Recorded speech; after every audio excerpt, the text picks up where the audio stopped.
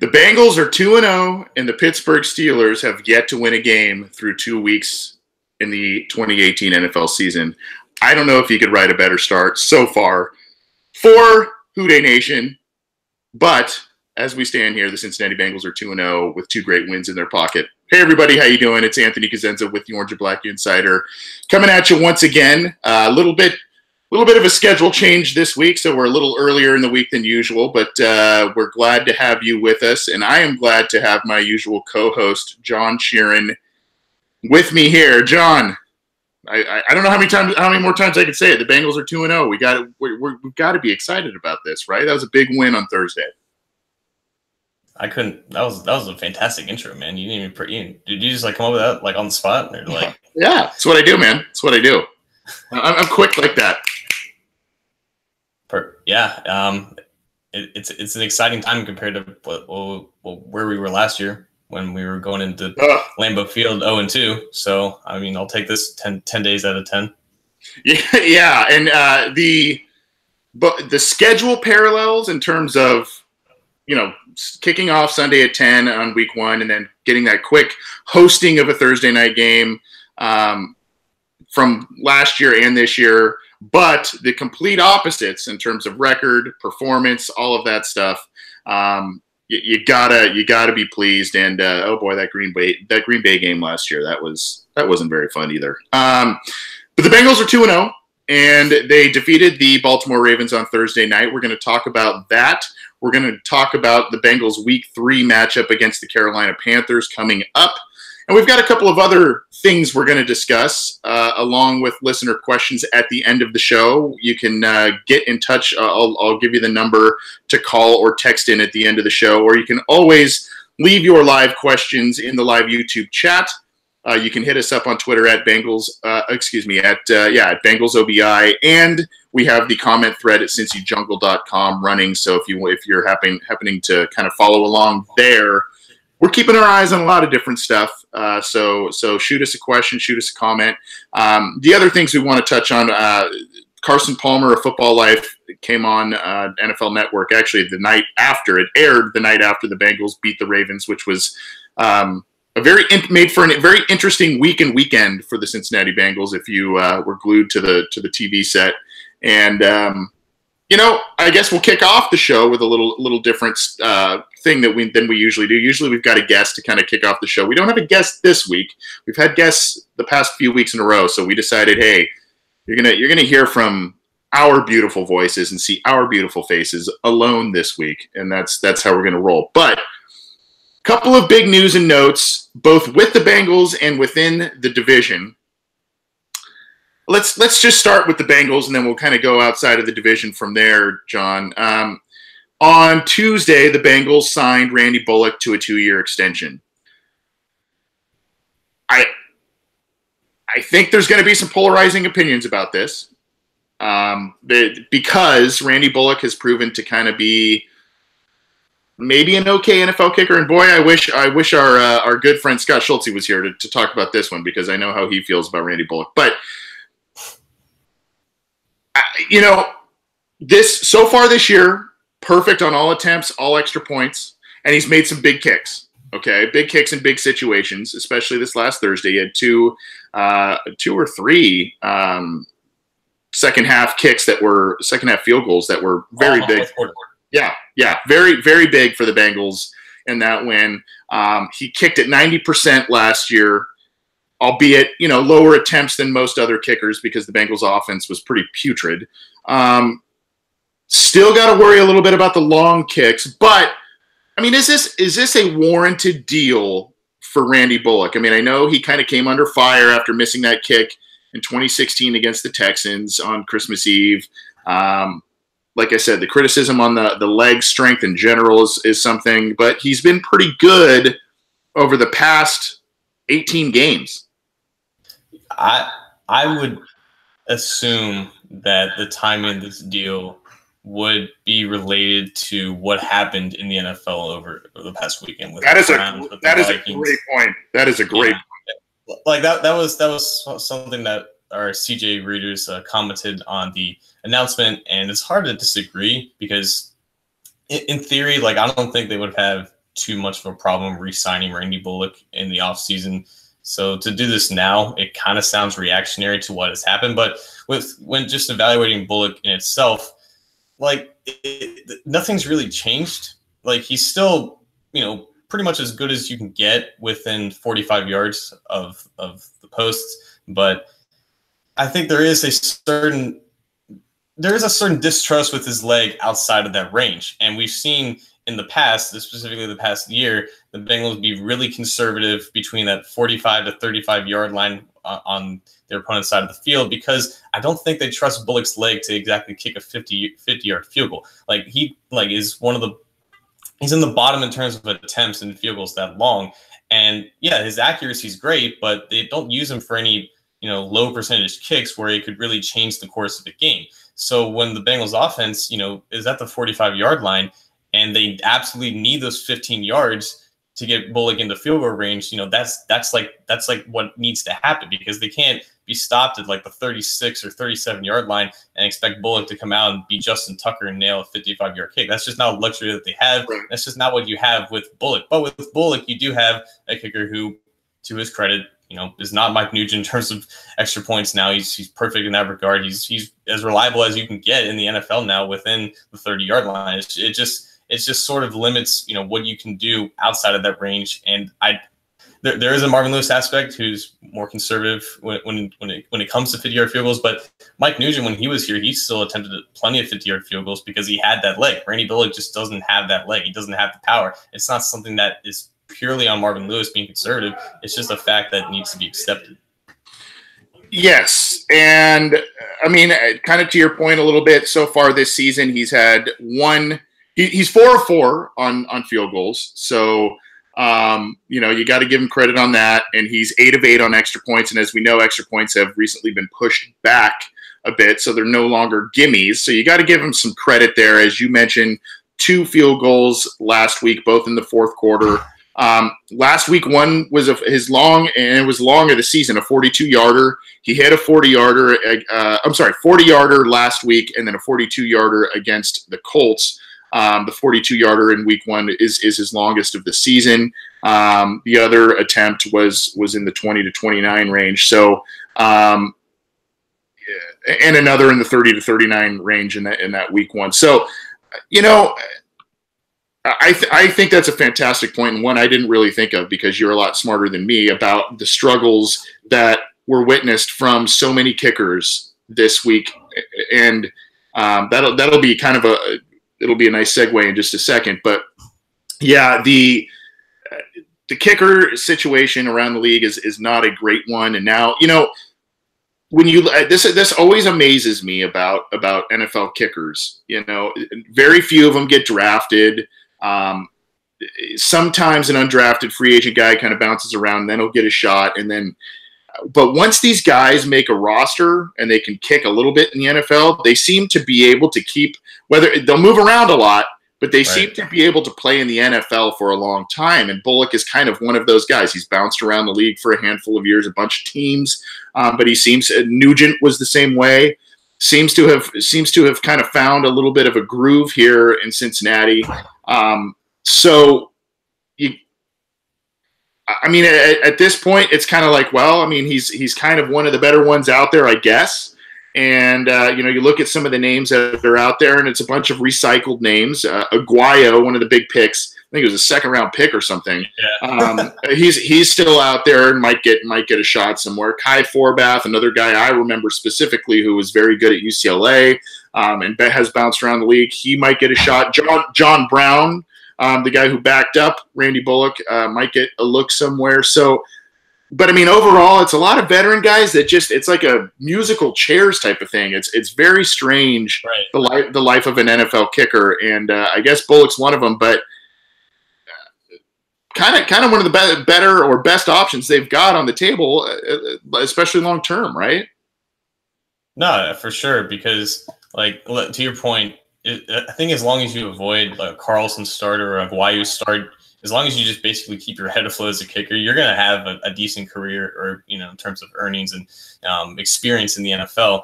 And it's just we can talk about Bullock's accuracy, but there has to be context with it.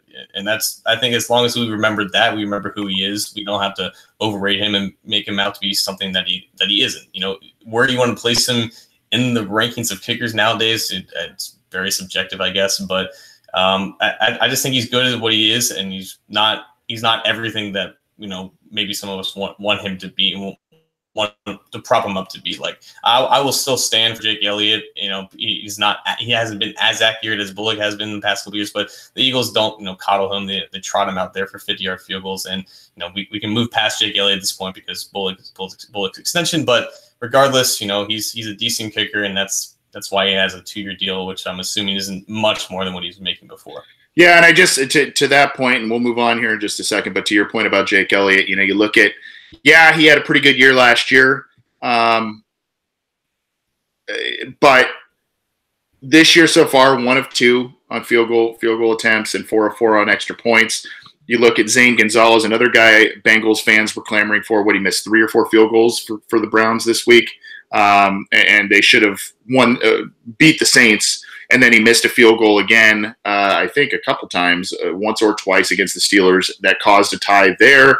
So he was a guy the Bengals fans really wanted them to draft. And then you've got Aguayo, who I mentioned, and he's been an absolute mess since being in the NFL. So, I mean, Elliott is obviously the best of that crop. But when you look at some of those kickers that the Bengals fans wanted to replace Randy Bullock, you know, it's not exactly light the world on fire. Obviously, like I said, Elliott had a pretty good year last year, and he first year he gets a Super Bowl ring. But you know, I mean, the Bengals have a guy that they think they can win with, and I think now that they have an offense that they feel they can at least get into better positions and more makeable opportunities for him, should they stall out on a drive where they're not, you know, where, you know, maybe they get to where they were getting last year to the 40-yard line, 42-yard line. It's like, well, we don't have a kicker that can do that. But now they're getting to, you know, the 25-yard line, the 30-yard line, the 31, where it's more makeable for him and more in his range. And they feel like, hey, this is a guy that can do it. So he signed a 2-year extension with the Bengals. I believe Alex Erickson signed a 2-year extension as well recently, another special teams guy primarily. Oddly enough, he kind of was not the punt return guy last week after signing that extension. Right. So that was kind of weird. But so the Bengals have 2 special teams guys locked up, and then obviously they signed Dunlap and Geno Atkins to big extensions as well. So Bengals have been busy. They've been spending some money, so that's good to see there. Now, unfortunately, what came with the Ravens win was a myriad of injuries.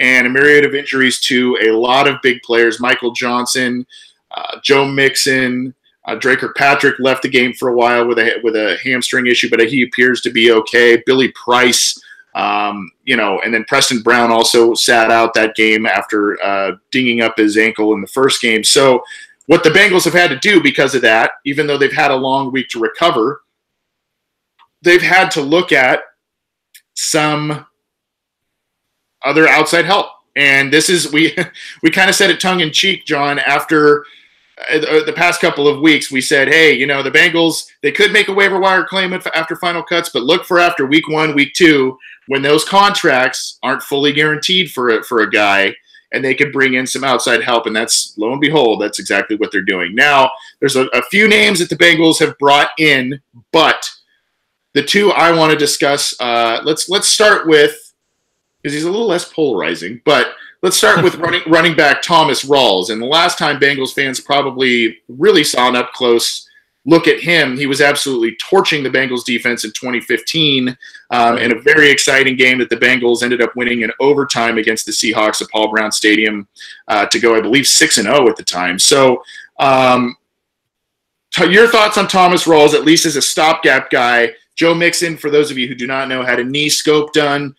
Probably out for 2-ish weeks. So, you know, they've got Gio Bernard and Trey Carson and Mark Walton, but they obviously want a 4th running back on the roster as Mixon rests. So your thoughts on Thomas Rawls and his potential fit with the Bengals should they end up signing him after his workout? I think that since they are bringing in a few running backs for trial, or at least they did, I think the plan, I guess, is to really split up the touches between the running backs, because what we saw for the first 2 weeks is that Mixon had 38 of the 46 carries from running backs, and G only had like 7 or 8 of them. So I think we're going to see a much more evenly distributed share of the touches. And with Rawls, he's still 25 years old. He had some success with Seattle. He was last with the Jets, and those are two teams that don't exactly have, great options at running back. So the fact that he was still on the market is a little kind of concerning, but there is some youth there. There is some long speed, game speed. He only ran like a 4.65 at the combine, but he's obviously much more fast. I guess, some players have more game speed and pads and whatnot, but I would be at the least interesting. He kind of fits what they run on the outside zone. But yeah, it would be an interesting option. And I think it just says more to what their plan is for when Mixon is out.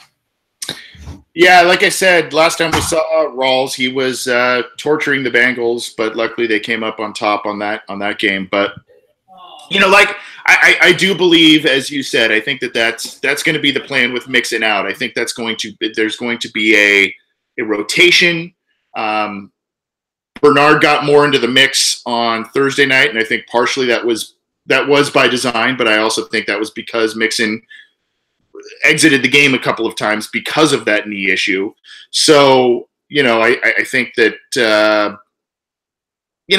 Bernard could be poised for a pretty big statistical game, probably a little bit more in the passing game than Joe Mixon, but maybe not as much on the ground, but definitely looked more effective on Thursday night than he did against the Colts in week 1. And obviously I think he only had like 2 touches that game. So, now we move on to a very, very interesting one, and one that there's two prongs to this type of thing. Yep. Bengals, let's just slowly get through this. Yeah. The Bengals worked out former Panthers and Steelers safety Mike Mitchell, and he lives in infamy in the eyes of fans and Bengals players, headhunting AJ Green, headhunting Tyler Eifert, just headhunting in general. That's kind of his deal. He was an enforcer for the Steelers. He had I think he had 1 or 2 pretty good seasons with them in terms of actually making some interceptions and stuff, but really fell off the map, I believe it was last year, in terms of what he was able to do, and he was exposed. The Bengals worked him out. Now, from a player standpoint, has he got anything left that could contribute to the Bengals? Because it's an interesting thing that they would bring a guy that's maybe more known as a hitter, maybe pretty decent against the run, yet they get rid of George Aloka, and Terrell Austin is more about creating those turnovers and those big plays. But maybe they kind of want that presence, a guy who's familiar with the AFC North, as a player and a fit for the Bengals. What do you think? Yeah, I think his value comes as a veteran. I think as much as we as Bengals fans don't like him on the field, I think he has some value as a guy in the locker room. And, besides Sean Williams, they don't have much experience at that position. So I think that's where his value comes. I really like what he said last year about safeties coming downhill and how the game's kind of unfair. And he was keeping it 100, and I appreciate that from him. As a player, back when he was released in March, I said, if you can't make the Steelers roster in the secondary, I don't know where you really fit in the NFL, because they have one of the worst back ends on a defense in the league. With that experience, obviously comes age, and I don't see him, even if he by some chance does sign, I don't see him playing significant snaps at all. Maybe more as special teams, but even if you're Mike Mitchell, even if you don't get a contract, do you really want to play special teams and not be a major part of a rotation on defense? And I don't think they would benefit him being a major part of the rotation. I think they have 3 solid safeties, with Fedulin being the guy behind both Bass and Williams. So I think it was just more of a potential signing as a guy as a leader in the secondary, where they're really young back there. As a player, I don't think he has much left to give. Obviously, I'm not a fan of the way he plays the game because of what the countless examples of evidence against him as a headhunter back there. But I wouldn't support it for that reason, and also because I think the Bengals are better at safety now than what they were in the past couple of years. But and I'm not saying I disagree with anything you said, because I don't. But the Bengals, to me, I've always kind of said they've had very, very, very big troubles in beating the Steelers. And I've always kind of been, if you can't beat them, join them. Play their style of football. They play, in my opinion, sometimes as dirty, if not more, than some of the things we've seen from some Bengals players in the past. And maybe they just do not get as penalized or not as noticed or what have you. But he brings physicality. He brings playoff experience and playoff winning experience. He brings AFC North experience. Even if he's a rotational guy and a spark plug of a guy in the locker room, is that worth it if it's like a vet minimum? Or, I mean, because here's the thing too, is when you bring a guy like that on, you're either IRing someone, cutting someone, whatever. So there could be a decent player that the Bengals get rid of for him, which is, it's tough to, weigh that. But we know that there's some limitations now because of age and some other things as a player. But as a locker room guy, maybe a spot contributor, maybe a fresh start in a different defense. Is that something where you go, well, maybe? I mean, I got to say, if he does get signed by the Bengals, I probably got to go back and delete some tweets on my Twitter account because I have not. Yeah, I haven't been very complimentary of Mike Mitchell. But this is kind of what I felt. And unfortunately, it didn't work out so great. But this is kind of what I felt when the Bengals signed James Harrison a few years ago. Now, I feel that the Bengals didn't use him to his respective strengths because there's that. Yeah. The next year he went to the Steelers and was pretty good. But I don't know. I kind of see like, hey, maybe there's a different kind of value there. Yeah, the difference with Mitchell is that he's not going to join the Bengals and then leave and then somehow revive his career back with the Steelers. I don't see that happening.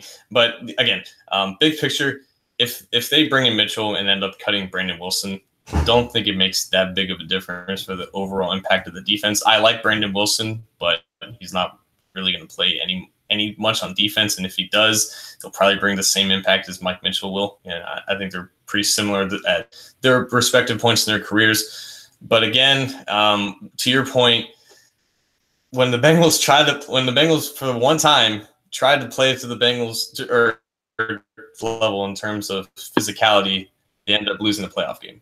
And I'll just leave it at that. Yeah. Well, interesting news nonetheless. And there has not been, as we sit here and record on Tuesday night, there has not been a signing or anything of that sort. But the Bengals worked out a number of players on Monday.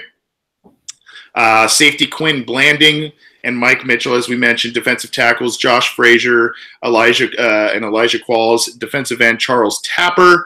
We mentioned Thomas Rawls as a running back. And two other running backs, Troy Maine Pope and Matt Days, were also. And Fitzgerald Toussaint, another former Steelers. Yeah, another former Steeler who is an interesting player as well. So the Bengals are at least keeping their options open, kicking tires in the wake of some injuries that were suffered against the Ravens on Thursday night. So those are some news and notes. We spent a little more time on that than I thought, but very interesting stuff as the Bengals kick off the week going into the third week against the Panthers. This is the Orange and Black Insider Bengals podcast. And in case you didn't join us last week, we had some big news that we have officially been picked up in the SB Nation National Podcast Network. So we're under the Cincy Jungle umbrella. We're under the SB Nation umbrella. So pretty excited about that. And we're still giving you the same show that you hopefully like and or love. And we appreciate your support. You can get this program on iTunes, SoundCloud, YouTube. We are also on Stitcher, Google Play app, and Art19. If you have an account there, you can download our stuff. But mostly those areas. All of our stuff's also on cincyjungle.com, and we appreciate. Did I say Stitcher? I think I said Stitcher. We're on that podcast network as well. So check out all of the different areas you can get our stuff, and subscribe to our channels if you will. We appreciate the support. We're going to take some listener questions at the end of the program, so leave those in the live YouTube chat if you're watching us live, or the comment thread at cincyjungle.com. We'll also open up our text and call line towards the end of the program to try and squeeze in a couple of questions as well. John, the Bengals are 2-0. Did I mention that? I don't know if I've mentioned that yet. I don't think you mentioned it. The Bengals are 2-0, and what a game on Thursday night. And both wow offensively, then turned into nail biter a little bit, then showing some fortitude and kind of doing what they did a little bit in the first week, just kind of different quarters and different. Right. I mean, it was very similar. It just happened in different phases, kind of like opposite phases, if that makes sense. First week, the Bengals, kind of started off a little sluggish, some turnovers, all that kind of stuff. And then they come out firing and make some huge plays in the second half, namely the fourth quarter. This week, the Bengals got out to at one point a 21-7, 28-7 lead, and then at halftime it was cut to 28-14. 4 first half touchdown passes from Andy Dalton. Bengals kind of crawled into their shell a little bit as things progressed. But your thoughts on let's just talk big picture here. Your thoughts on the win overall, and that offensive performance in the first week, or the first half, excuse me, was. I mean, it was very impressive against a Baltimore defense that gave up just 3 points to a terrible Bills team. But you got to be impressed a little bit. Oh, for sure. I think this game taught us two things: is that the offense did suffer a little bit, some lulls in the second half. The Ravens kind of adjusted their game plan on defense, kind of got to the pressure of Dalton, and Dalton ended up making some mistakes in the pocket and whatnot. But 28 points in one half of football is is good no matter how you spin it. And that was partly because we're just looking at a Bengals offense that is going to be more talented than most of the defenses that they play, and that's sometimes just going to be the overall difference of the game. Even if they have some rough patches, whether it be the first half or the second half, they're going to find a way this year to put points on the board, and I think that's a big difference from last year. The other big difference is that all that started off of a Jesse Bates interception, his first career interception. And they finished the game with 3 total turnovers, 2 of them by Sean Williams, the other safety. That's something that they have 5 turnovers in 2 games. It took them 5 games to get 5 turnovers last year. That's a huge turnaround, huge transition from last year, all because of Terrell Austin's presence. And all offseason we've heard Austin, talking about forcing more turnovers, being more aggressive. And I think that we've seen exactly that in these first 2 weeks. So those 2 things are, in my opinion, the biggest reasons for optimism, even though at some point in this game, you kind of thought to yourself, primetime, divisional opponent, a crucial penalty kind of swung the momentum a little bit. Here we go again. But I think that even if those sentiments were still there, this is still a team that's going to be more talented than the other team that they face on a week-to-week basis. And sometimes that talent will just overcome some of the similar mistakes we've seen in the past. Totally agree. And you got to love when our listeners, and I said this a couple weeks ago, I think, that Bengals fans are very well educated. And you got to love when your listeners do a lot of work for you and research for you. In case you didn't know, and this is my research, but the Bengals quarterback Andy Dalton has over 64% completion percentage, 6 touchdowns, 1 interception for a 108.5 rating so far this year. And thank you, shout out to D'Angelo Hankerson, welcome to the jungle, in our live YouTube chat. This is a great stat, and I haven't had time to totally corroborate this, but I have reason to believe that this is totally accurate. Dalton has 31 touchdowns and 9 interceptions under Lazer's offense dating back to last year. Yep. Wow. That's huge. Yeah. Wow. Talk about a difference. And I want to expand on that a little bit, because what you saw and what I saw on Thursday, there were a lot of drag routes and a lot of yards after catch opportunities. Yes, Dalton was fairly, you know, he's pretty accurate, especially in the first half. He got a little shaky in the second half, but it was the protection kind of held up a bit.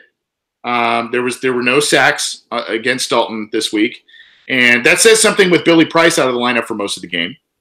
And you know, I mean, Laser designed a lot of plays that work to Dalton's strengths, a lot of short, intermediate throws that let these talented guys make some plays. Now, I will say there were a couple of intermediate to deep throws. I remember a couple to Tyler Boyd. I think there was a 29-yarder or 22-yarder to Tyler Boyd that was an absolute beauty of a throw by Dalton. Mm-hmm. You know, in front of the safeties and behind the linebacker type of thing, as he was kind of going out of bounds. There was a lot of stuff where you're just like, wow, he just looks much more comfortable. And I think it's offensive line. I think it's Bill Laser. I think he knows who he's got. Obviously, AJ Green had a monster game, the hat trick, but let's talk about him. But let's also talk about Tyler Boyd, right? Yeah, Boyd is, I guess, the miniature Ravens killer to Green being like the granddad in that. But yeah, 2 consecutive performances with 91 yards and a touchdown. And he even had a tougher matchup because the Ravens didn't have their slot cornerback Tavon Young last year, and I think Young was matched up over him quite a bit. But you know, Laser got Green and Boyd in great situations all throughout the game, and I think that's another common theme is that he's mixing things up and he's making the offense a lot less predictable and a lot less stale. And, you know, we kind of talked about this in the preseason, but that was kind of the hope for Dalton was that, you know, he would completely buy into the system, just like he bought into Hugh's system back in 2015. And you saw a much more comfortable Dalton and a Dalton that had a lot more composure and ended up being a lot more consistent. And now we're seeing the Bengals, you know, put up a ton of points on common opponents. And shout out to our good friend Joe Goodberry, who came up with a common and uncommon metric. And, you know, when the Bengals do well against common opponents, typically, you know, that's not something that happens a lot. But under Laser, that's just the reality now. So he has installed a system that is a lot more adaptive on a week-to-week basis and is a lot more diverse in terms of putting Green in the slot. He had three of his touchdowns were in the slot, and, you know, using his tight ends well, using mixing out of the backfield as a receiver, using Ross and Boyd to their respective strengths. We still haven't seen much of Ross, but even if Ross has no catches or like only a few targets, the Bengals offense can still put up a ton of points because Tyler Boyd can go off, AJ Green can go off, CJ Uzomah can act as a yards after catch machine at tight end. They just have a ton of stuff to deploy, and I think Laser perfectly married his quarterback and scheme in a matter of months, and we're seeing the results right before our eyes. Yep, and a big correlation. Let's talk defense here. A big correlation to not only week 1, but the fact that they started 2-0. I believe for the second week, I know for a fact they won it. I'd have to look again for week 1, but I'm pretty sure the Bengals won the turnover battle yet again. Yep.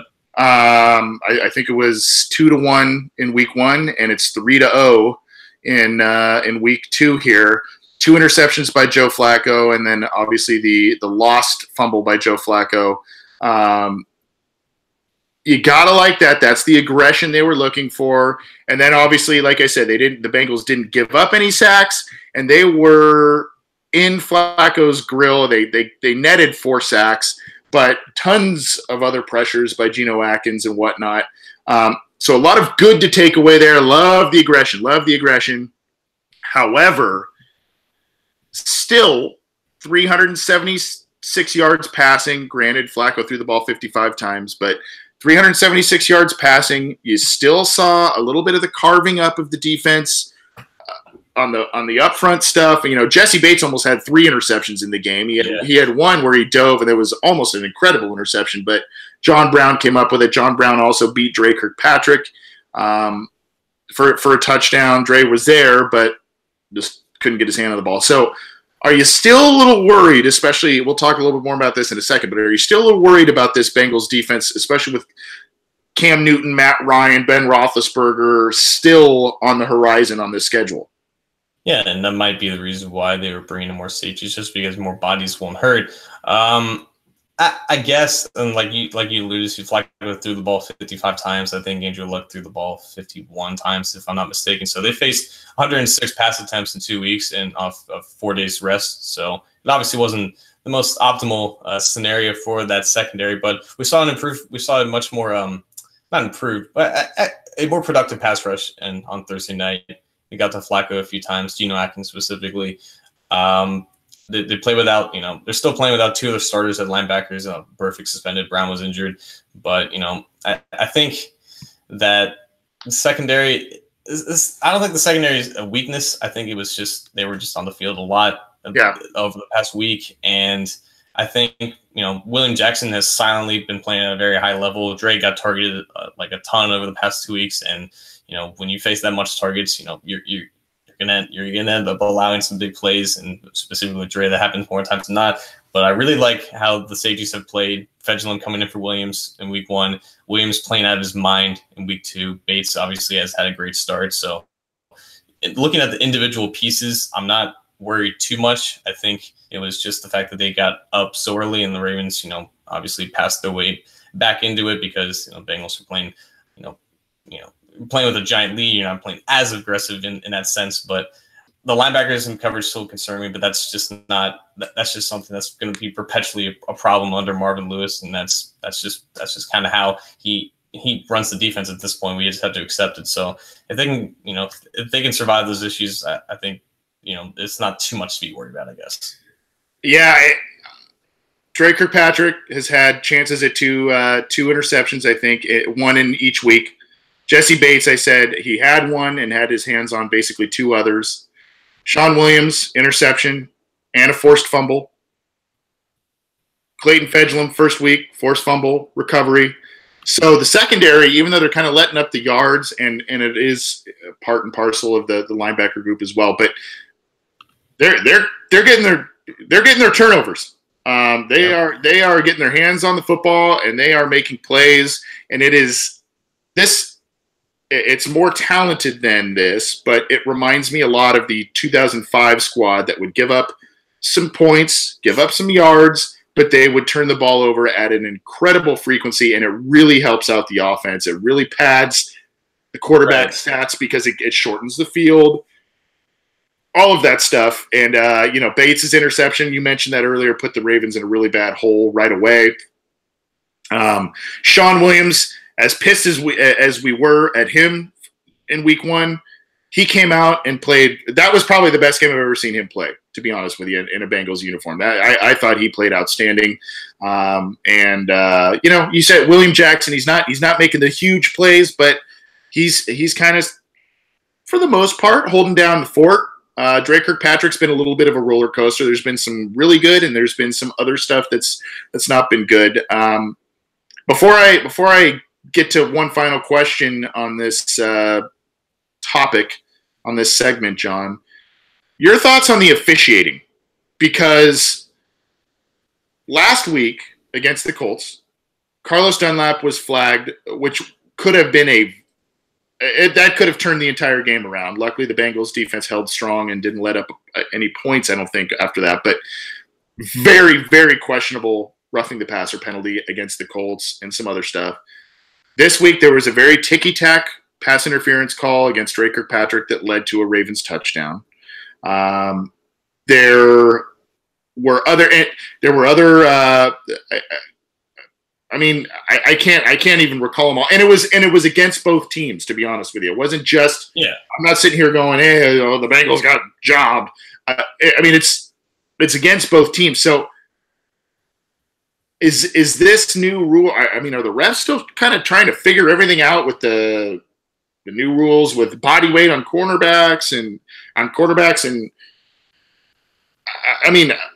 you can't touch anybody. You can't touch quarterbacks at all. We saw something on Sunday too. I didn't really watch a ton of football on Sunday, truth be told, but I think there was a really questionable call against was it against Clay Matthews, Green Bay? Clay Matthews. Yeah. Should we just expect this going forward? Is this how this year is going to be, where you just go, you want to tear your hair out because of some of these calls, because that's what football has become? Yeah, with the Bengals game, I think that the refs gave both teams equal amount of points throughout the first three quarters. And I know people are really, really mad about the Dre pass interference, and I think one of the NBC rules analysts said it shouldn't have been called. And yeah, I mean, every team is going to face that, week to week. There was the phantom defensive holding penalty against the Chiefs that negated a defensive fumble recovery for a touchdown that basically got the Steelers back in the game in the second quarter. There was that horrendous Clay Matthews flag, and there was a similar tackle by Yannick Ngakoue for the Jags on Tom Brady that almost looked identical to Matthews, but it wasn't called. So with the Bengals, the refs kind of play both sides and basically almost alter the game because they gave the Ravens like a 7-point swing or 14-point swing. And with the rest of the league and those roughing calls, I think eventually they have to legislate some type of review system because these plays are just so bang, and and we've seen there's no consistency with them, and the refs are being put in a tight spot about calling rules that they blame the refs for these rules. We can just blame them for not calling them all at the right time or maybe having too much of an itchy trigger finger. So I think what is best for right now as a short-term solution would be to allow the coaches to challenge them, put them under review to get the best possible call. These rules will already have elongated the average runtime of a game. So if you put in reviews, like you're not creating a new problem, you're just kind of extending it in terms of game rundown time. I think that's the best case that they can do because they clearly shown that they can't call these on the spot because of the lack of preparation, obviously, from this being a new rule and just so much subjectivity in an instant about calling these plays because, like we saw in Green Bay, they have a major impact, they can have a major impact on the course of the game. Couple of live YouTube comments. Chris Davis says the officiating is going to lose us a few games. And then expert picks. He must be really old school. And I tell you what, expert picks, we'll take a chill pill on the officiating if you take a chill pill about it as well. He says, who cares? This has been going on for years. Get over it. Blah, blah, blah, blah, blah. Okay, well, smell you later. Officiating is a big topic in the NFL right now. Officiating is going to lose every team a game. It's not just. It's going to happen. It's going to happen. I mean, that's and you go to a Ravens podcast, I'm sure you're going to hear them. They're saying the same damn thing. Yeah, they're bitching and moaning about some calls against them, I'm sure, this week as well. So, I mean, that's part of being a fan. That's part of following a team. That's part of watching a game. But I understand both sides of the fence. Yeah, I mean, it's like, hey, officiating, it's to err is human, right? I mean, and these are humans calling games and calling plays in a bang play, and really in the high percentage of it, they are exceptional. But it's just some rule changes and whatnot has changed the game a little bit, at least in these first 2 weeks. Real quickly, John, before we move on to the Panthers and previewing that game, does this game? This win over the Ravens, divisional opponent, pretty good team, good coach. Primetime television, yes, it was at home, but quick week. Does this? Yes, 2 weeks in the season, I get it. Let me start over again. Am I still choppy, John? Choppy in the waters there a little bit. Am I still? No, you're good. You're good. Oh, okay. Let me ask you again. Okay. Basically, Bengals are 2-0. They beat the Ravens on Thursday Night Football. Primetime, divisional opponent, pretty good opponent, good coach, all of that. Does this legitimize them, even though it's only 2 weeks in the season? Does this legitimize them in your eyes? Or is there another stretch of games coming up here where you go, hey, we got to see a little more? Yeah, I think Washington Post had them 4th in the power rankings. I was like, whoa, slow down a little bit. I think they're definitely established in the top half of the AFC for sure. I think they've established themselves as legit playoff contenders. I don't think they've established themselves as a clear 12-4, 13-3 team that will go on a blazing stretch here. They have some really tough games left. They have 2 road games in the NFC South that we'll get to. I think the games after that are equally as tough. Miami's 2-0. I don't think a lot of us think that Miami was a good team to start the season, but they're 2-0 just like us. And I guarantee you Dolphins fans are thinking like, oh, the Bengals aren't that good of a 2-0 team, but they have to be respected because they've started well. And then there's the Steelers the week after that. So next 4 weeks are so freaking crucial. And then I think they play the Chiefs and the Buccaneers after that game going into the bye. 2 more 2-0 teams. So great start.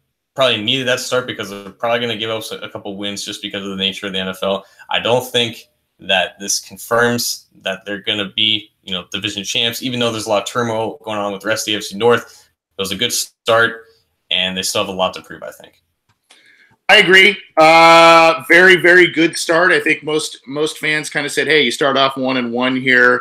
Potential, with the preference being the 1 win against the Ravens, obviously, you're like, hey, that's a good start. Complete 180 start from last year, so you got to be pleased about that. You got to be pleased at the progress of the offense. You have to be pleased at a lot of different things. You've seen the turnovers forced, the pressure on the quarterback. There are some questions going forward. The viability of the offensive line. Yes, they had a pretty good performance on Thursday night, but the overall viability of that line. Some injuries that were suffered on Thursday night, and we'll talk more about that in a second. And some of the meatier parts of their schedule, the Steelers.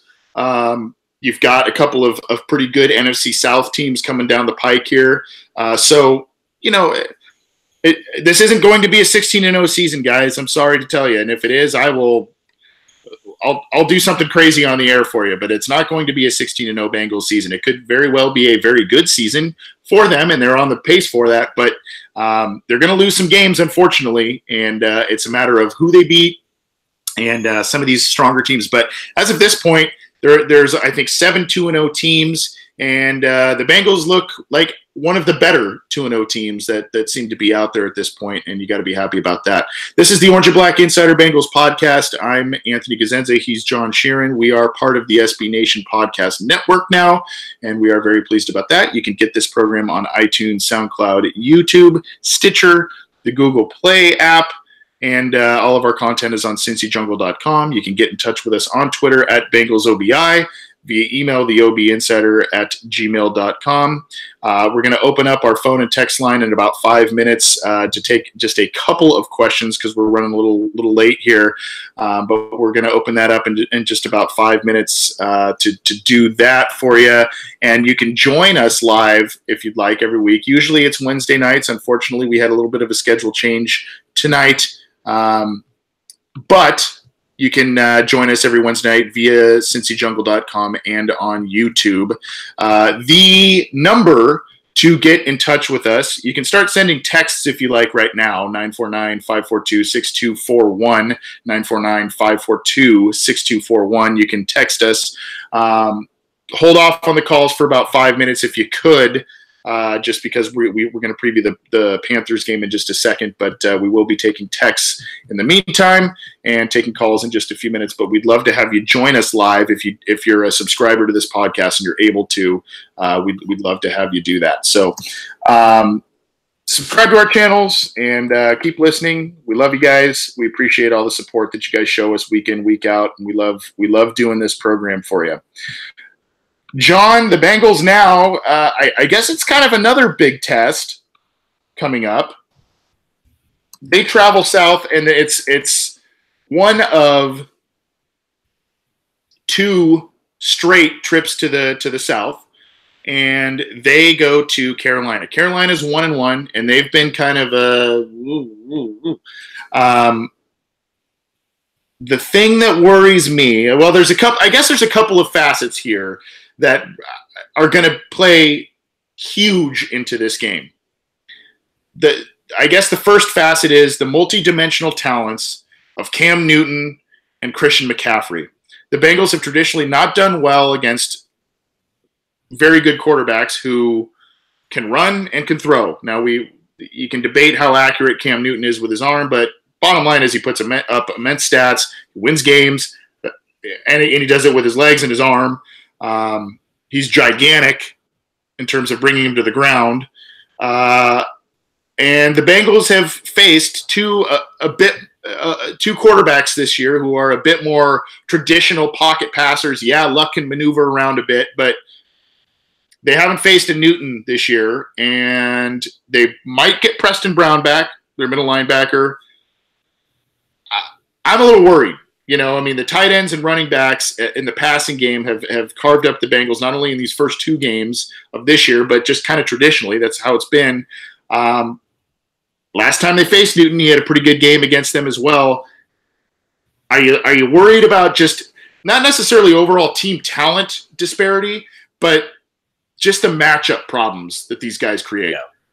Yeah, you hit on perfectly matchups. And with Newton, like I was somewhat worried about the Lamar Jackson wrinkles from the Ravens, but clearly that still has a lot of kinks to work out.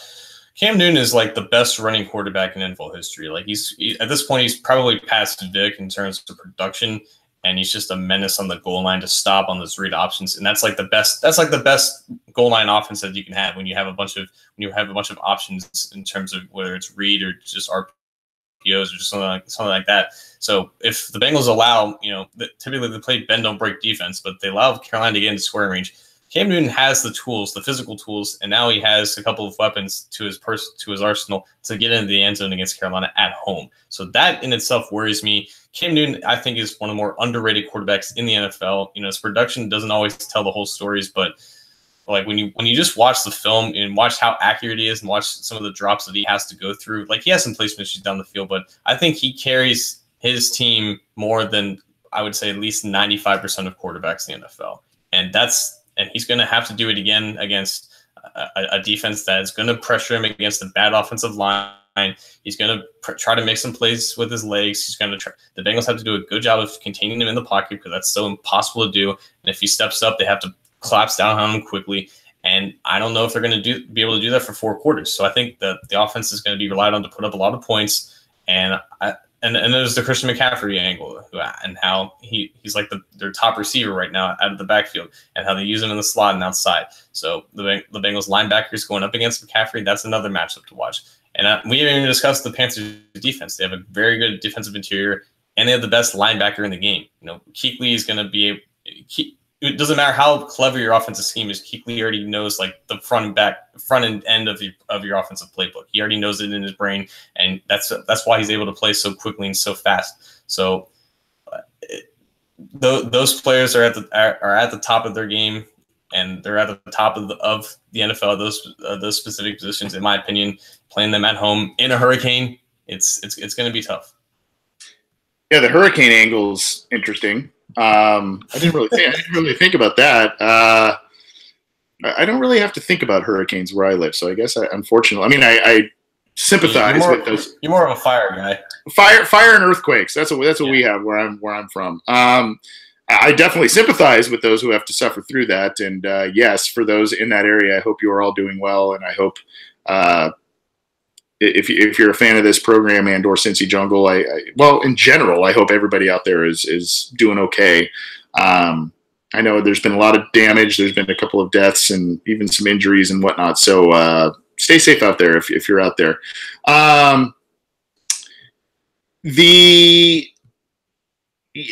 Very, very interesting matchup coming up this week. And kind of expanding on the Newton topic,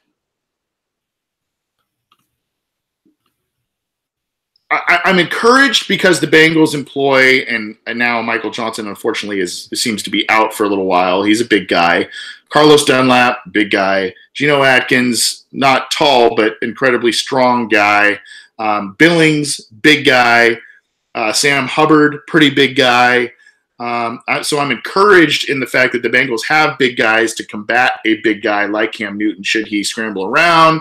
Should they, pressure him and try and bring him to the ground? However, we've seen them struggle to get other big quarterbacks on the ground, a la Ben Roethlisberger, guys who are just massive human beings, and guys just seem to slide off of them, no matter how talented they are on the defensive line. And I'm a little worried about that this week. Now, I think the Panthers have some deficiencies in terms of wide receiver weapons. Greg Olsen, I think, is out, or he's been hurt. I think he's got a foot issue. So, they have some deficiencies in terms of overall talent at the pass catching positions, but I think that there's a real problem with the Bengals potentially corralling Cam Newton, and then obviously Christian McCaffrey doing his thing going forward. Now, do you think that, aside from that, do you think that the injury, how big of a factor do you think the Bengals' injuries that they suffered against, they got out of the Colts game relatively healthy. Preston Brown was kind of the main guy there. Now we're looking at Brown is kind of in and out. Billy Price doesn't seem like he might play this week. You got Michael Johnson, who's got a ligament sprain. Joe Mixon's going to be out, at least a couple of weeks probably. There's just a lot of guys now. All of a sudden, there's like, oh, okay, a little dinged up. This seems to be a game that the Bengals could win, maybe even should win, especially how they've played so far. But do you think that the injuries might be, number one, will they play a huge factor in the game? And number two, do you think that they'll be too much to overcome? So injuries are never lucky, but I think that where the Bengals did get injured, I think they can survive them for at least a game. I liked how Trey Hawkins played at center, relieving Billy Price. It was his first actual game at center since, I think, he had one snap at Texas. I think he told Dave Lapham, but he looked good in the preseason there, and he looked okay against a very tough Baltimore interior. Michael Johnson was not on this team for 24 hours, and we were feeling, pretty good about where they were at defensive end, with Sam Hubbard playing more, Jordan Willis playing more. Obviously, you still have Carl Lawson with Carlos Dunlap, so I don't think the Johnson injury is going to be that impactful. Then you have Preston Brown, who, again, like the difference between Preston Brown and Hardy Nickerson in pass coverage is it's like marginal. It's not that noticeable. So, and I think they survived with Nickerson against the Ravens, and I think that's going to be kind of the case against the Panthers. He's still not that good of a player, but the difference between the two in certain aspects of the game is not huge. So if they don't have Brown, but I think he did practice, if they don't have him, it's not that big of a deal. And then finally, there's Joe Mixon, who I think, like, in this day and age, like, if you're so dependent on a certain running back to make your offense go, it's kind of not how the way the NFL is now. Like, for one, the Bengals have great depth at running back, and Gio Bernard and Trey Carson for starters. They could have a good running back in Mark Wallen. We just don't know if he is that yet. But from what Carson showed in the preseason, I like him to take 5 to 10 carries, and Gio to take 10 to 15 snaps or touches in total, and they can still use both those guys as pass catchers. And I think that's going to be a lot of the game plan, to try to get outside of Kuechly as much as they can on like some screens and flats and whatnot, even though if Kuechly has the tendency to blow those plays up. So they can survive a game or two without mixing with what they have there. So I think that they got lucky that they didn't get injured at the receiver position, like in terms of Green or like Cordy Glenn or like a William Jackson. I think if there were certain positions to get injured, I think that they lucked out for minor injuries, I think. Yeah. Tough game coming up though against the Panthers. Panthers host the Bengals, and it could be a shootout, or it could be, because like you said, the weather being what it is, it could be very sloppy. Some injuries on the Bengals team could also make it sloppy on their end too. But it's a tough game, and then they go right back down to the South to face Atlanta in a dome, and that's going to be a tough game too. So I think just to kind of put a bow on this segment, John, I think if the Bengals in this first month come out at 3-1, I think we should not only be happy, but I think we should be pretty impressed, right? Yes. To split on the road against two talented teams, I know people have preservation for the Falcons. To split those games on the road, yeah, tremendous. I'll take it. I'll take it all day. They go 2-0, it's incredible. But 1-1, yeah. Yeah, and I think the other thing to that too is the fact that, I mean, 3 of those 4 games have been on the road. And now, granted, the Indy game it's not a big travel, but I mean, you're not at your home stadium, so you've had really the only home game you've had. I mean, if you get out of that stretch at 3-1, and you beat Cam Newton, you beat a divisional rival, you beat Andrew Luck. Yeah, Andrew Luck may not be the same guy he was, all-pro guy, but you beat Andrew Luck. and or Matt Ryan. You know, if you're able to go 3-1, and the win you had at home is on a short week, that would be pretty impressive. Now, there is going to be a big difference if the Bengals, to me, even though it's only one game, the Bengals go 3-1 or 2-2. And are you still going to be? I mean, I know it's hard to predict the future, but are you still going to be like, hey, this team can still do some good things if they're 2-2? I guess it depends on how those games go. If they're like close losses, or if there's like alarming things that are completely different from what we've seen, then I think we can kind of press the panic button, because like we alluded to earlier, the schedule after this game before the bye week is just deadly.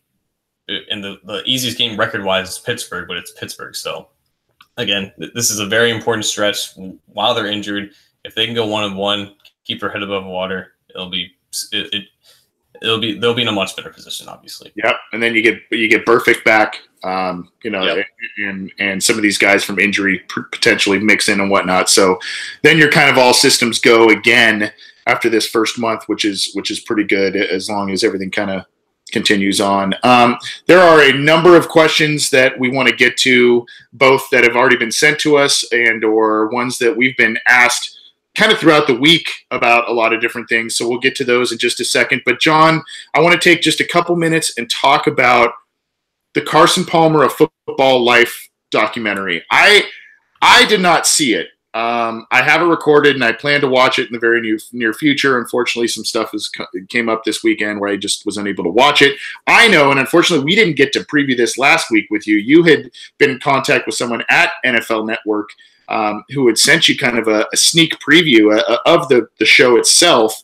For those maybe who haven't seen it yet, I mean, I don't want to play total spoiler, but maybe can you give us like 2 or 3 major tidbits or things that, especially in his time with the Bengals, his departure with the Bengals, because obviously there's like 2 different Carson Palmers. There was the guy who was in Cincinnati for 8 years, and then there was the guy who was with the Raiders and the Cardinals and all of that. So, you know, your thoughts on some of the things that he maybe divulged, or some things he divulged, and did it paint him in a different light maybe than what fans have been thinking of him in terms of the negative over the past few years?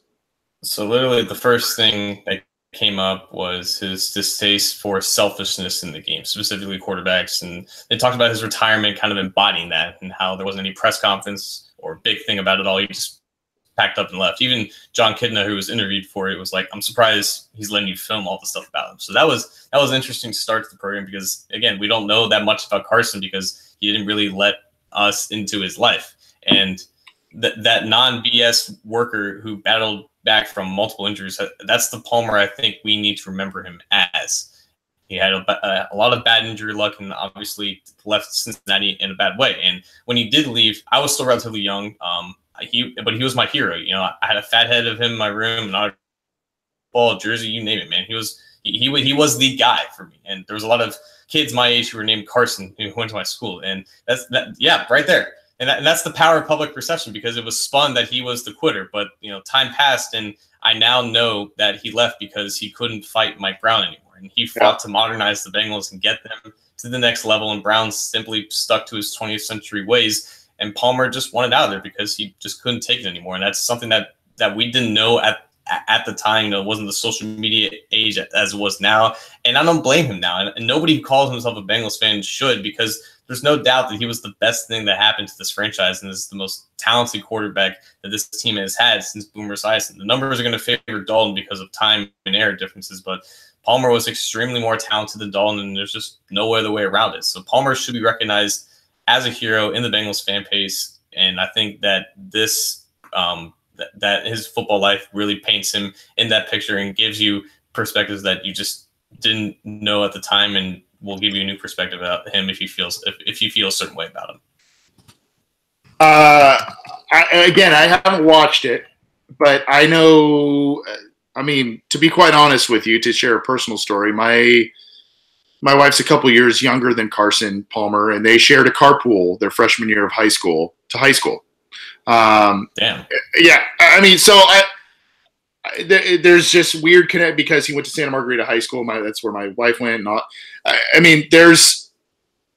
He went to USC. My dad's a real big USC fan, and we follow USC a little bit. Not as much as my dad, but so I've watched and heard about Carson Palmer even before he was a Bengal for a long time. And I remember being very excited when he was drafted, and it was, you got your coach and you got your quarterback, same year, right? Yep. And the Bengals in 2003, even though everybody was like, oh, we got to have Carson play, they did it the right way. They said, you know what? No, let's let him sit. Let's let him learn. If there's an emergency or if Kitna fails, then he'll come in and play. But Kitna, to his credit, was incredible in 2003. I mean, statistically, he was NFL Comeback Player of the Year. He had like 28 touchdowns against 14 or whatever interceptions.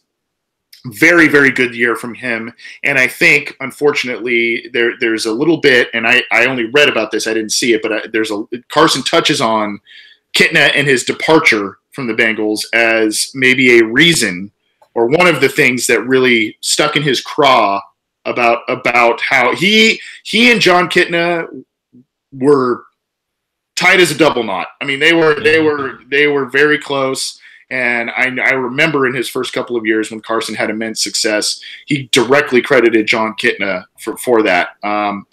What's interesting, and I don't want to play super spoiler, and I want to move on to some listener questions in just a second here, John, but it seemed, at least, again, from stuff I read, it seemed as if this was more a Carson versus Mike Brown thing and not a, a lot of people thought, hey, Marvin Lewis re-signed with the team, and that was the thing that sent him over the edge. I don't know if that was the case in terms of 2010, 2011. I think it was more a culmination of a lot of factors, right?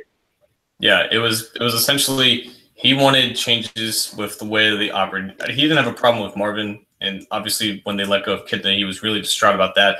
It was mainly just his disconnect with Mike, and while they had a dialogue, it was just Mike was a brick wall. Carson, being the franchise quarterback, one of the highest paid players in the league, still couldn't climb over it, and he's just like, okay, I'm done. If we can't do this thing, then trade me or I'll retire. And that's basically what happened. Yep.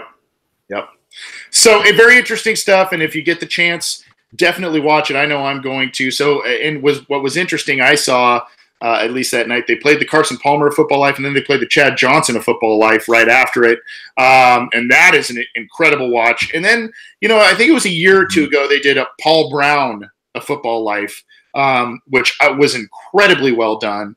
So I don't know if those things are on demand or what have you, but definitely check those out. Those are three major figureheads in the Bengals franchise, and a very interesting and entertaining topic here. We're going to get to some listener questions. Get this show on iTunes, SoundCloud, Stitcher, YouTube, CincyJungle.com, the Google Play app. You can get us all there, and then get in touch with us via live YouTube chat, via CincyJungle.com in the comment threads. We're trying to field some calls here, 949-542-6241. We already got some texts. We will try and take a call if we're able, but we've got a ton of questions coming up here that have come down the pike, and I'm going to try and blend some of them together. This is a text from our good friend Terrell. He's called the program a couple of times, and it's good to hear from him. He texted in a little bit ago. Basically, it was kind of a question comment, but I'm going to add something else that I've been asked a lot about this week onto this. He says he's very happy. He says, I just love how the first and second, the first, second, third guys are stepping up, and Marvin are playing talent over some of the vets. I think he's talking not only about the draft picks this year, but he's also talking about, the depth in terms of first string, second string, third string. So talk about that. But I also want to talk on the flip side. There's been some kind of polarity in terms of John Ross. He, nice game, I guess, in the first week. Had the touchdown catch. This week he had another catch, but he had a carry for minus yards. He and Dalton still don't seem to be on the same page in terms of routes and all of that. They can't connect on a regular basis. Is this still, hey, talk about the depth, but also talk about in terms of Ross. Is this, hey, this is still essentially his rookie year, let's be patient? Or is this like, hey, drops and all that stuff? That might be part of his game.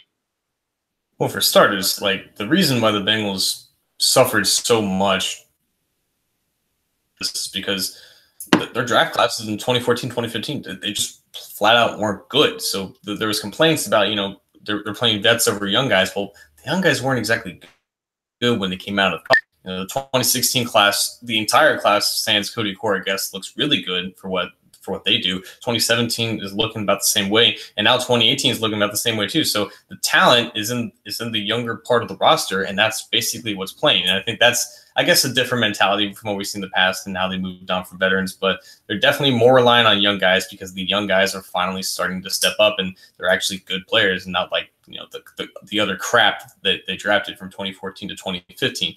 And with Ross as part of that 2017 class, I think he's still not all the way there, I guess, in terms of trusting his hands, because he had those drop issues in training camp. He had those drop issues in the preseason, and now he's having, just a lack of overall confidence and just catching with his hands. And he hasn't gotten the most cleanest targets from Dalton on some of those slant routes and whatnot, but I still think that he's just not all the way there in terms of his confidence level, in terms of his, mentality and things like that. He hasn't really had a lot of targets in the first place because of how well Green and Boyd and their tight ends have played so far. So even without Ross, the offense is still moving relatively good, and I think that's a good reason to kind of still buy into the offense, because Ross hasn't produced, and they still have put up almost 60 points or over 60 points of offense in the first 2 games. So the Ross issues are still concerning because they do exist, and he's still having some issues with his hands, but it's a long season, and he's definitely in a better place right now than he was last year. So that's at least a positive. Yeah, and I think as the season progressed, this is still a young team in a lot of different areas, and I think they intentionally did that. They shed a lot of veteran guys this offseason: Chris Baker, George Oloka, Brandon LaFell.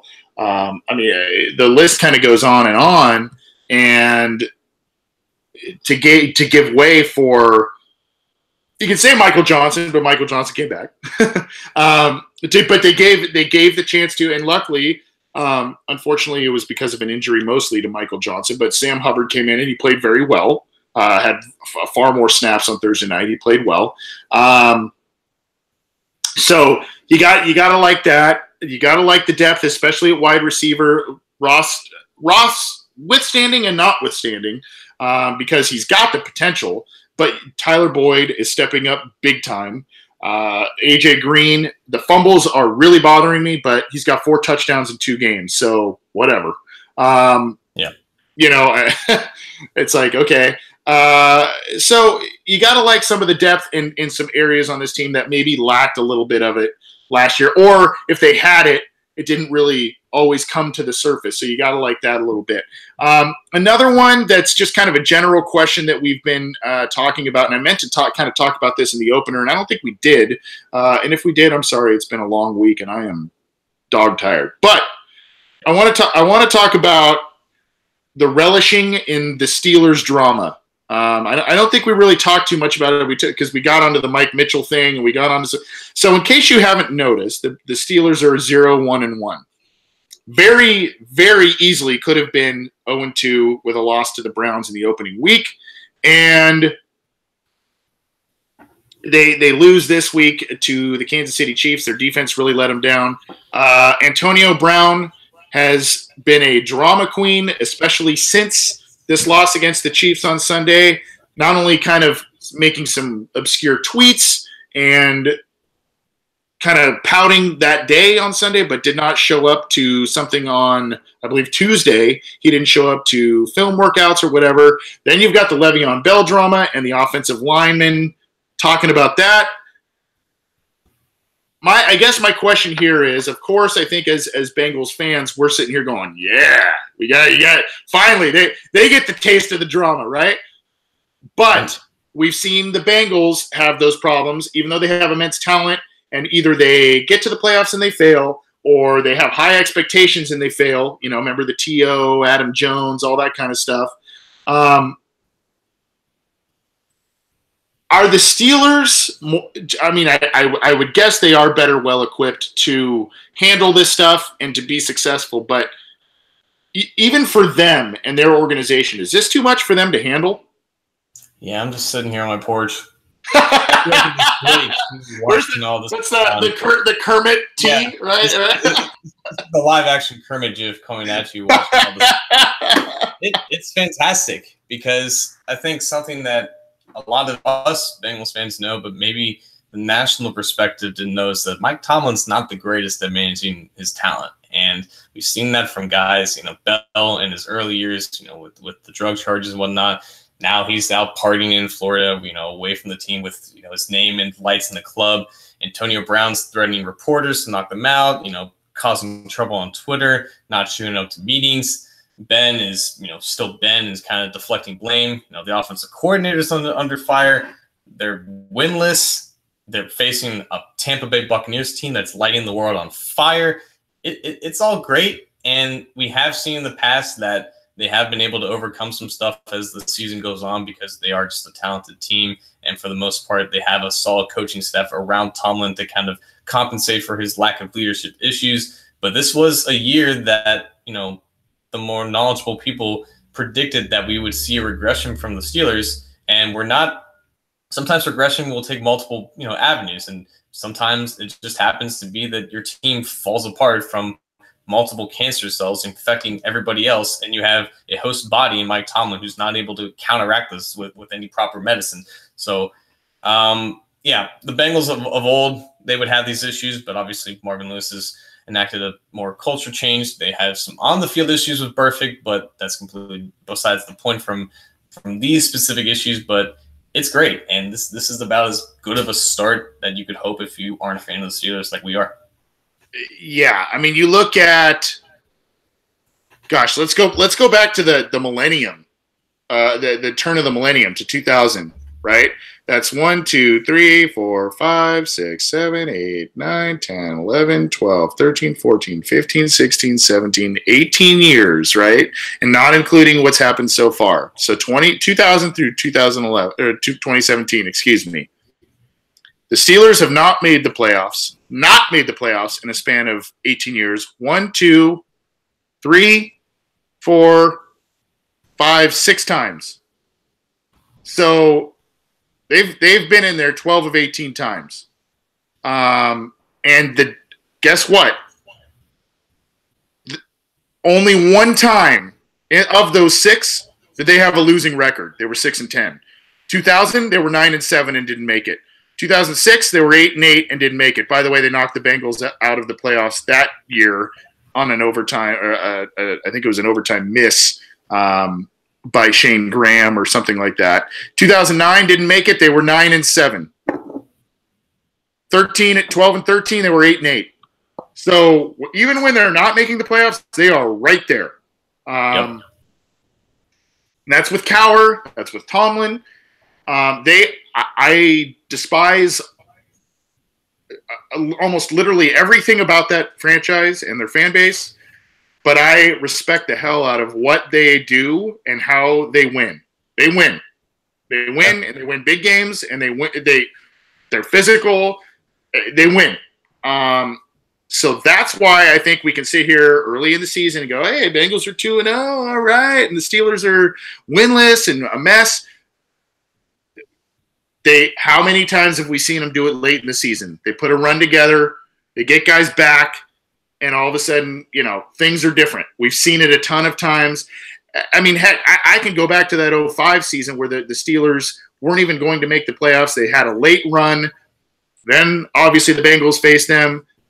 They injure Carson's knee, blah, blah, blah. They go on and win the Super Bowl that year. I mean, so I wouldn't count them. I guess the point is don't count them out.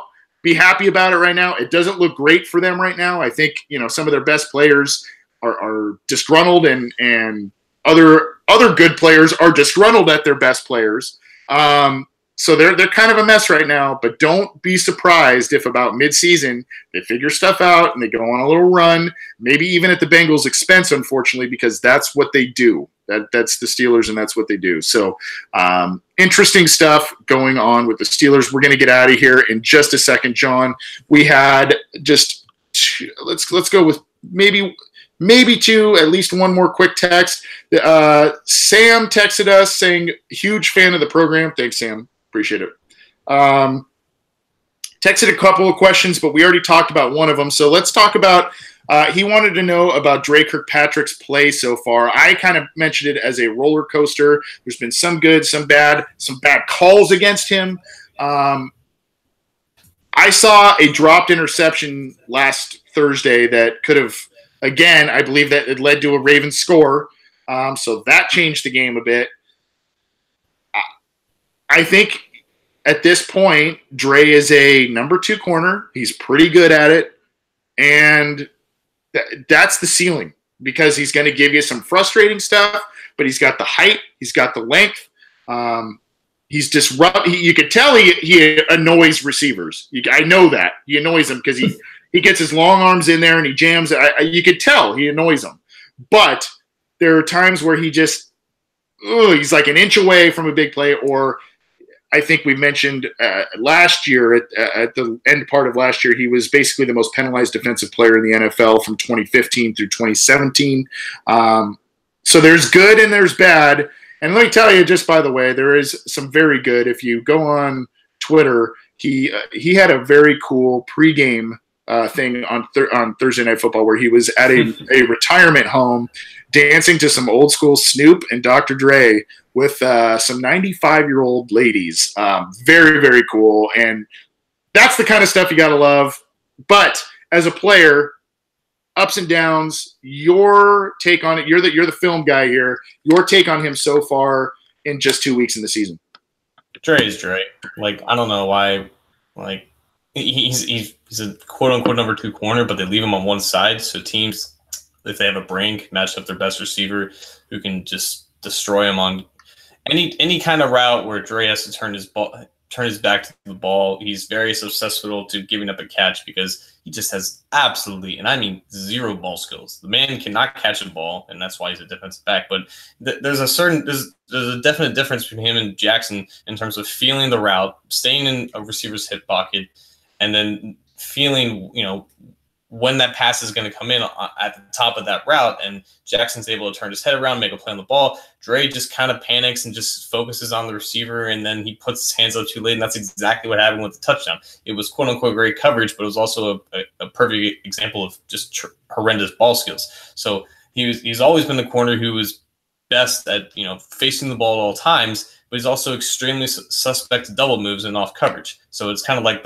what is the lesser of two evils here? So he'll have some good plays in terms of staying with vertical routes as long as he can turn his head, and also have some biting on double moves and maybe some unfortunate handsy plays. And that one dropped interception against the Ravens, he interfered with with the receiver more than he interfered on the one that he got called on pass interference. So he's just such an inconsistent and up and down player that you just take the good with the bad and hope that the team doesn't have their best receiver going up against him for most of the game, because again, he doesn't fall, or William Jackson doesn't fall around the top cornerback.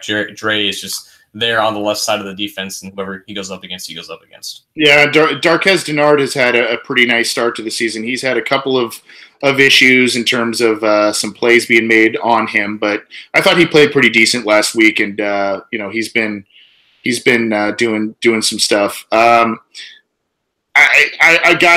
getting calls. I'm getting all kinds of stuff. Unfortunately, we're just running real long. We started a little later than we wanted, and we're running long here. So we got to get out of here. I'm just going to get out of here with one final question, and then we'll do our final thoughts and get out of here, John.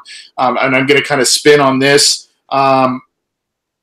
This was from somebody in North Dakota. It says Houday from North Dakota. And it goes back to something I said earlier in the show about Andy Dalton and his 31 touchdowns, 9 interceptions under Bill Lazor.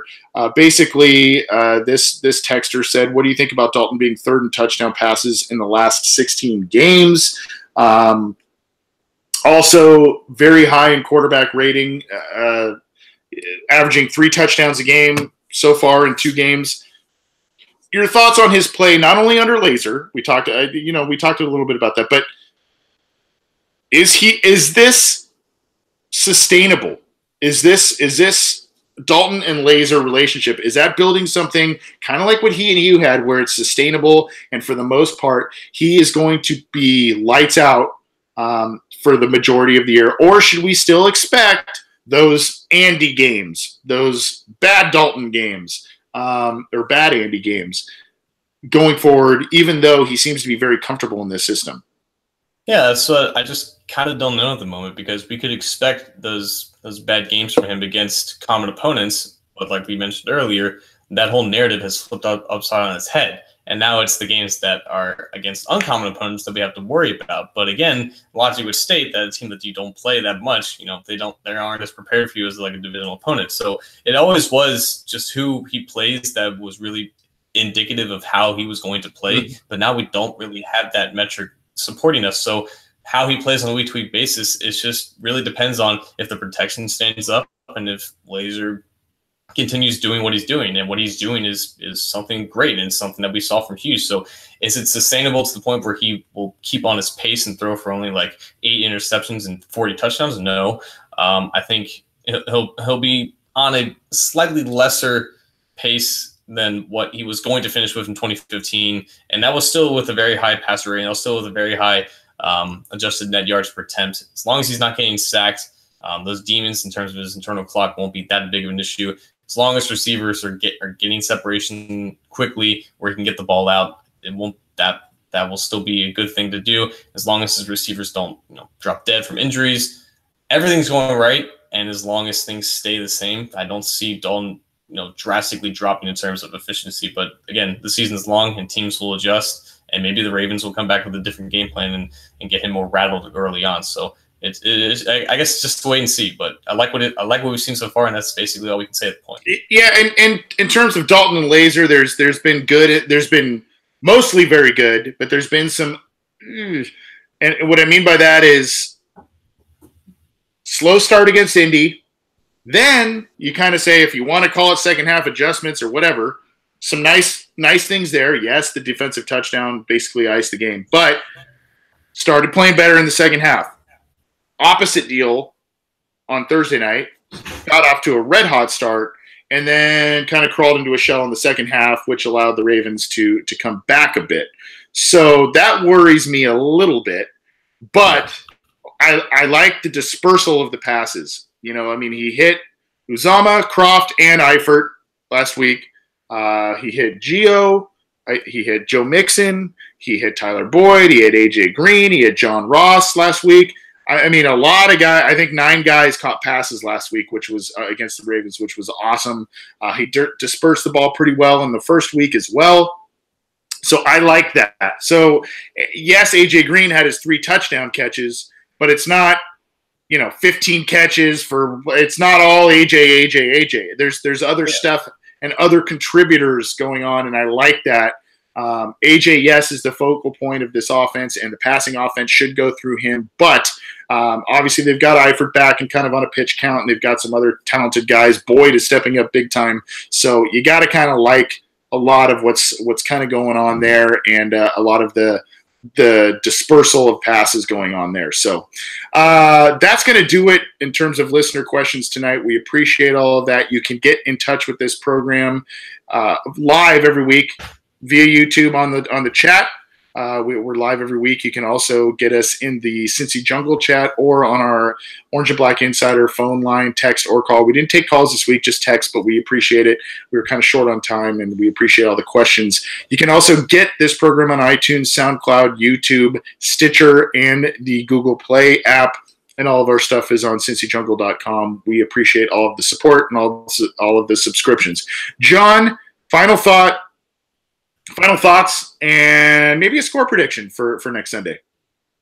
Oh, I haven't really thought about a prediction, but I'm going to review some Panthers film in the next couple of days to get a better gauge on where they are. But I think that being a one-on-one team, going to their place against a quarterback who is more talented against the defense that I think is in the top half of the league. It's going to be a tough game, and we're really going to see if these strengths on the Bengals are truly strengths in a tough environment. I think the line is -3 for Panthers. So like Tuesday predictions are tough, but I'm going to say the Panthers probably win by a score. I think some things are just going to work against them, but we're going to see who practices and who doesn't on the injury report, and we're gonna find out. I guess it's going to be a tough one for sure. It's going to be close. Yeah, and I do think, even though we talked about them needing, quote unquote, to split these next 2 games, I do think they do it. I just think that this one is, between the injuries and just a matchup issue with Cam Newton, I think that's going to be a little much to overcome this week. I think it'll be close. I think it'll be fun, but I think it's going to be a little too much to overcome. And then the next week they face a quarterback who is good in Matt Ryan, but is more of that traditional pocket guy that they can really get pressure to, that they're accustomed to getting sacks and pressures and all that kind of stuff. And I think that may be where they get their win, hopefully, and maybe some more guys back at that point. Whereas this one, I don't like this matchup. I don't like this game, even though the Bengals may be a better team. I don't like this matchup this week, but I still think it'll be pretty close, and I think it should be entertaining to watch. That's just, I don't mean to be Debbie Downer. I'm just kind of calling it as I see it, but we'll see. Hopefully the Bengals exit the weekend 3-0 and continue their dominance over the AFC North as they are sitting atop the division right now. Thanks so much for tuning in. Thanks so much for subscribing to our program, downloading it, all of that. My thanks to my co-host John Sheeran, and enjoy the rest of your week. Enjoy the game on Sunday. We will also be posting on our feed. We'll be posting some post-game analysis. That's something that's going to be new this year. We'll be posting post-game immediate reactions and all of that. So be sure to download that and listen to that as well. So you can pregame with this show, and then you can post-game with the reactions, and then kick it off again next week with another episode of our program. So thanks so much for listening. Appreciate it. Thanks to our live listeners. Thanks for all the questions. We'll see you next time. This has been the Orange and Black Insider Bengals podcast.